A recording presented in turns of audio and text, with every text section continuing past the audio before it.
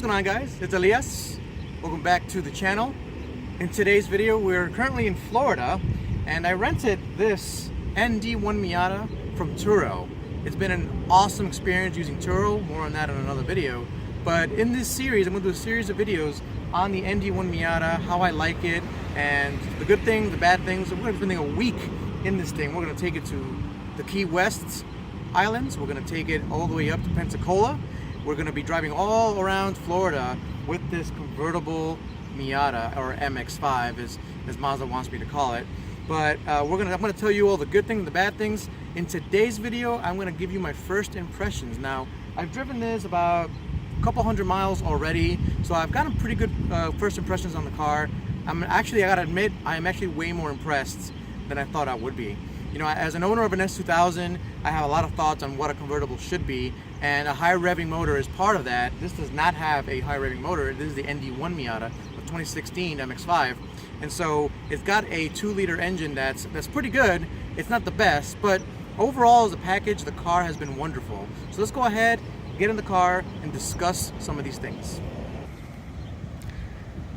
First and foremost, the car looks amazing. So with this BBS wheel package and the tires being white, the car being white and the tires and the wheels being black, it just sets off the car really well.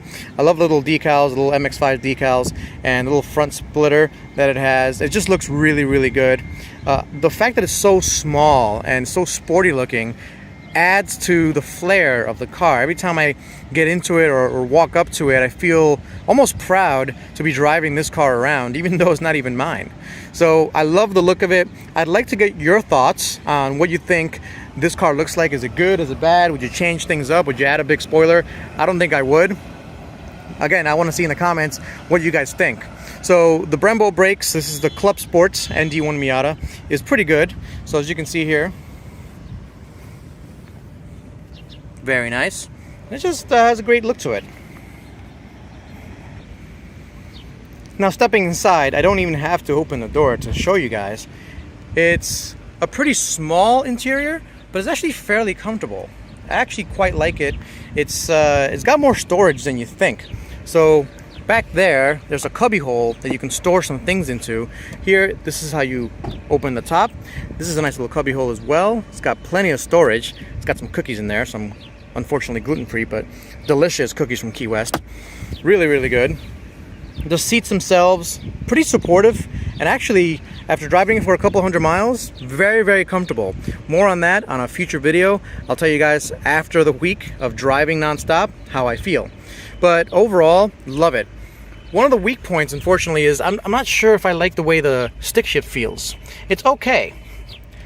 You know, I think Mazda could have done a better job, although I am comparing it to the S2000 stick shift feel, and it's hard to compare against that. It's a really good stick shift, so it's not bad for what it is, but you could honestly get a better feel from the Civic Type R or the S2000, things like that.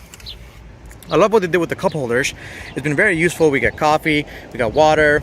It's been actually really good, and this little cubby hole storage area, we keep some napkins or whatever the case may be. And I love the fact that it has a OG emergency brake or parking brake. This is awesome. And up here, very simple. We have I have my radar. This is my cop radar, or my what is it, Uniden R1 or R3. It's pretty good. It lets me know when there are police around. It's very useful for my trips, and I have it mounted there because the suction cups are destroyed. But as you can see, not bad. Small windshield, but more than spacious enough. Let's take a look at the driver's cockpit. So to get in, I have the key in my pocket. Step into it here, and there we are. I love that. Just a start button.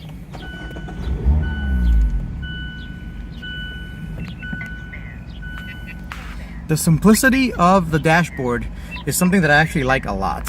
So you get little notifications there, and for reference, this is the size of my hand, so it's a tiny little dashboard here. Tells you the lights are on, gives you your miles to the gallon. I mean, that's pretty damn good. It's currently 76 degrees out, which is great. That's a trip meter, And yeah, more on that gas mileage in a little bit, but it's been amazing. The infotainment system, since this is a slightly older one, is not that great. It's kind of clunky, and fortunately it does have Android Auto, which is great. But it does feel a little bit clunky sometimes to use, and it's not the easiest thing. And sometimes I press a button here and unmute it just like that while I'm driving. So it's a little cramped. Mazda did what they could, but overall, very impressed. Now I want to show you the trunk. The trunk is actually pretty awesome. You could open it through here, but there's a second way you could actually open it, and most people don't know about it.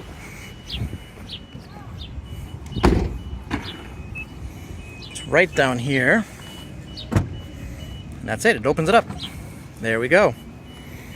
And this trunk is actually pretty spacious. We got a pretty large carry-on and a large bag full of clothes. And we like to carry water wherever we go. You should be drinking as much water as possible. I like that you can turn on and off this trunk light. I don't know why it has that feature. I've never seen any other car have it, but you can do that, and it's pretty cool. It's got MX-5 badges absolutely everywhere. It's a small opening, but once you can get it in there, once you get stuff in there, it fits pretty well.